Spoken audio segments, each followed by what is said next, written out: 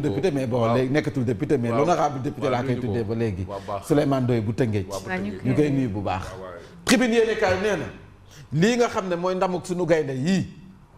ak ndam li nu ko amee nii maanaam booloo xàccindoo dóorandoo ba andil ñu coupe bi waaye nguur gi war naa mën a jàngee ci lii nag nguur gi président Bassirou Diomaye Faye war ngaa mën a jàngee ci lii ndax nag yow boo toogee da nga war a def salaamaaleykum sa 11 de départ nga ñëw nekk Pape Thiaw entraîneur coaché secteur privé bi nga mais secteur privé bi am nga fi 11 de départ yu mat sëkk. waaw. 11 yu mat sëkk. yoo xam ne nii. dëgg la ñoo waroon démarrer li nga xam ne moom mooy compétition. footballu économie bi. 11 de départ yi doo ci génne Bougane Gueye Dany. waaw dëgg la 11 de départ yi doo ci génne Babacar Ngom. 11 de départ yi doo ci génne. Khadim Ba. mais doo si génne Samuel Sarr. ki nekk Sénico. Demba Ka doo ko ci génne si 11 de départ. waaw ki nekk Sénico. Ablaye Sylla Ecotra doo ko ci génne. Ablaye Dia ngay wax. Ablaye Dia. kooku si 11 de départ yi la bokk. ah mais bëri na fi ah. Serigne Mboup doo ko génne si 11 de départ yi. ah mais mën nga fi am 11 de départ bu taxaw. bu sax ay Abdou Kounta Fall dans le BTP. ngir footballu économique bi nga xam ne moo am ci réew mi ñu am ci ndam. waaw. mais nga ñëw nga jël sa joueurs yoo xam ne ni kenn xamul fan la. waaw bàyyi fi championnat bi yóotu ñi nga xam ne xaw ma footballu petit cas la ci koñ yeex yooyu. waaw. mais 11 de départ boobu boo ko tegee doo dem. je dirais 11 piliers peut-être. oui. mais bu mat sëf. 11 piliers oui. tu as l'agriculture. parce que banc bi tam day baax. même ña ngay teg ciment bi nii. oui. sunu champion yi def nii. parce que banc bi sax day gañ. mooy li Pierre Simon doon wax actuellement il faut passer le relais au secteur privé. 70% investissement yi. ñoo ko war a defal leen ma 11 de porter pour départ croissance rek ngeen partagé ko. parce que yéen xam gars yi dañ ci taf ñu defal la classement bi mais président Bassirou Diomaye 11 de départ bi la raté. nee nañ ko bàyyi xel ci Il faut s'inspirer du Nigéria, le secteur privé nigérian. mooy réew yi fi développé yëpp seen doomi dëkk ñoo ko développé. mais sud-africain le secteur privé sud-africain aussi. self-made man. Le football progresse, l'économie régresse. Et si les lions inspiré le gouvernement bàyyi leen xel ci li nga xam ne mooy ndam li ak ni ñu ko amee nii yéenekaay bii di turbine foofu la génn tey jii ñëw na également ci wàllum koom ci koo xam ne ni daanaka moom it 11 de départ yi boo ko si doon doo ko ci mën a génne muy Amadou Diagne FOGECA. Amadou Diagne FOGECA réaffirme la disponibilité du FOGECA à accompagner la Mauritanie dans ses projets structurants de développement d'investissement ndax moom it nag ci wàllum koom moom ñu ciy def liggéey bu am solo di représente mën naa ne ambassadeur la bu Sénégal ci yeneen gox yeex gox-goxaan yi fu mu dem mu ngi fay woote ay forum ci wàllum koom yow ci 11 de départ yi ngay bokk Amadou Diagne FOGECA fu mu dem ma ngay woote ay forum de ah. waaw fu mu dem mu ngi fay woote forum di waxtaane wàllum koom waaw moom koom-koom rek a ko tax a jóg. Tribune yéenekaay nee na si 11 de départ yi war a il faut kii bokk ci sunu xarit bi borom Kaolack mais les grands chantiers yu Médina Baye Ciss Baye Ciss l'homme d'affaires Baye Ciss Cheikh Cissé ci 11 de départ yi sunu voisin Baara Gueye sunu voisin. waaw mais ne cherchez pas loin Bougane Gueye Dany. si wax na ko wax na ko. mënoo fubal ñaari yoon classement bi mënoo caa ñaari Bougane Gueye Dany benn rek la ci mën a cas bi may na cas bi may moom dafay def nga dugal ko ci 11 de départ mu gees si xool ka nekk sa xam naa ne man su may teg ci kaay dama cay teg waa ji boo ko tegee ci kaay mu gees si xool ka moom day génn wala waa ji génn te Bougane nag latéral la doo ah oui football na nawetaan ah oui am naa photo bi fii. kon waaw si. xaw ma latéral bi nga yóbbu yow. waaw. kan la fi tàggle. Pape Maguette Ba bi fi Tribune yéene kaay ne suñu mbokk supporters yi 18 si la ñu toll daanaka seen procès bi dañ ko renvoyé ba le 29 janvier roi Mohamed VI nag génne na benn communiqué di wooteeg daal nee na diggante ñaari réew yii en tout cas lu dul jàmm ca xas te jàmm moo si mën a am xel xalaatu ñu leen di génne ci Afrique ndax fii la ñu bokk. waaw wax ji day ànd ak ay actes voilà. Refonder la justice n'est pas une option loolu président Bassirou Diomaye Faye moo ko wax nee na c'est une exigence morale institutionnelle et démocratique loolu démb la ci rentrée solennelle des cours et tribunaux foofee la ko xamle des centaines d'enseignants en détresse dans la rue la ñuy exiger moo di le respect des accords signés avec l'État muy ñaxtuk jàngalekat yi nga xam ne daanaka ñoom it ña nga ca mbedd ma di yëngu-yëngal di wax fii ñu tollu jamono ji bu ñu rombee foofu ñu ñëw ci Direct News ak Mohamed VI mi nga xam ne daanaka snob royalement le Sénégal ci communiqué bi nag nee nañu boo xoolee ba si biir tuddul Sénégal mais nag lu mu ci manti doon jàmm la woote jàmm la woote ci réewi Afrique ndax ñoom tey la ñu gën a dëggal seen bokk ci Afrique yéenekaay bi daal dina ciy dig l'incident de la finale 2025 symptôme d'une injustice criante. En tout cas le manifeste de Sidi Lo moom moo ko xamle contre la corruption et les dérives du football africain mooy li nga xam ne Thielou Mag daf koy wax nee na loolu il faut ñu lijjanti ko ci CAF gii ak FIFA na ñuy doxalee.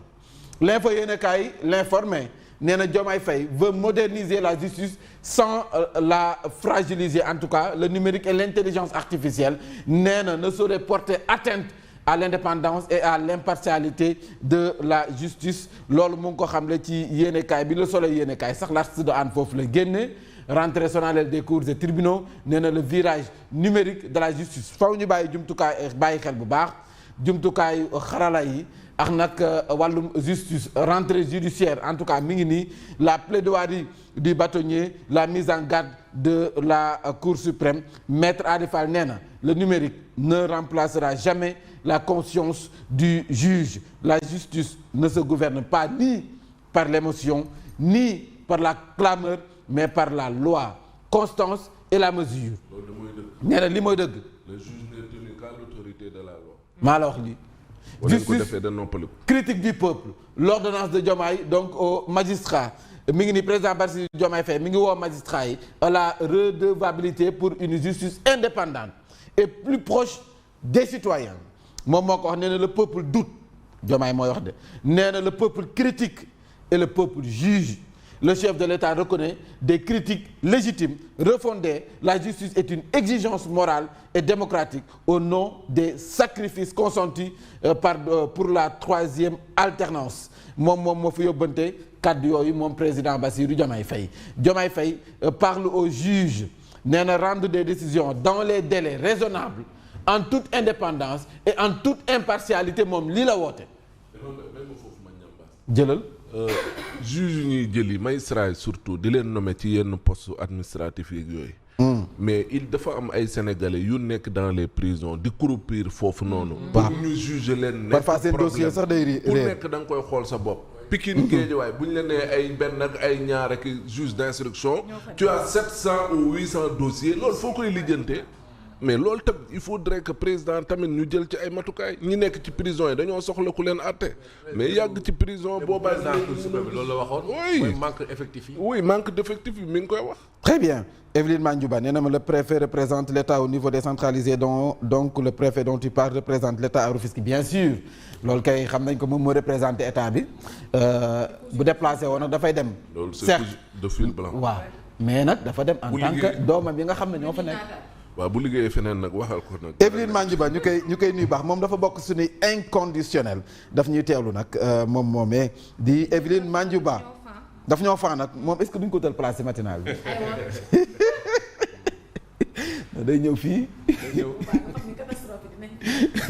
waaw